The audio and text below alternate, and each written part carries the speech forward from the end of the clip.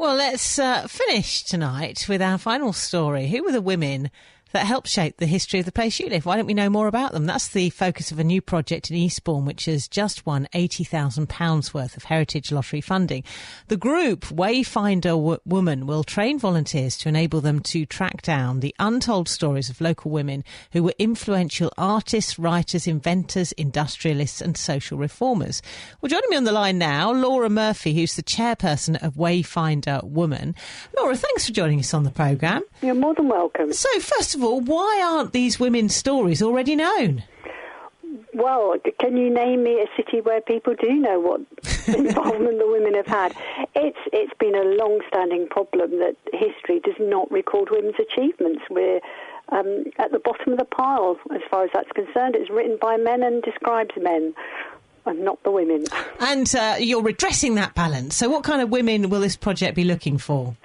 Well, we did some initial research before we put the bid into the Heritage Fund, and it's amazing the number of women out there that have got connections with Eastbourne. So, for example, we've got Mari Corbett. She was the earliest known architect of foster care.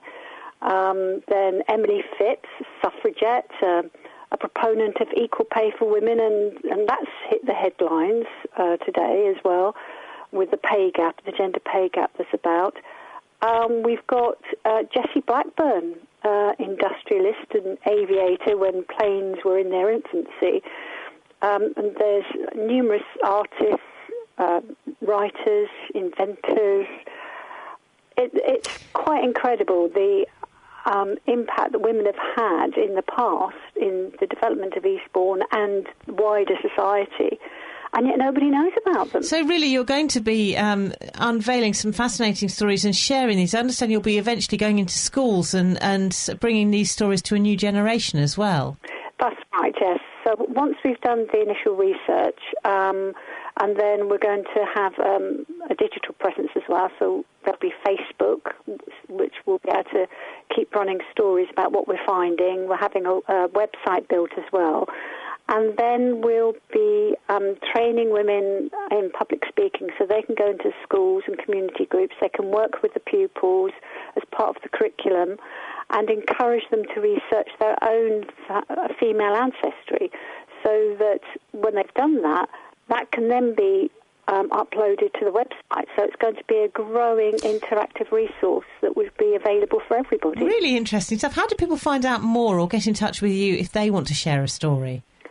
Well, they can, if they go to our website, wayfinderwoman.com, on the homepage there's a link where they can get in touch with us.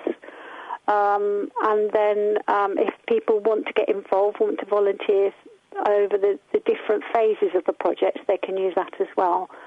And it's going to be a fascinating, really interesting and exciting project to get involved with. And it's going to give young girls role models for the future as well. I love the sound of it, and hopefully we can cover that more and share some of those stories on Drive Time. Laura, thank you so much for joining us on the programme this evening. You're more than welcome. Thank you very much for that, and that's it from our news hour.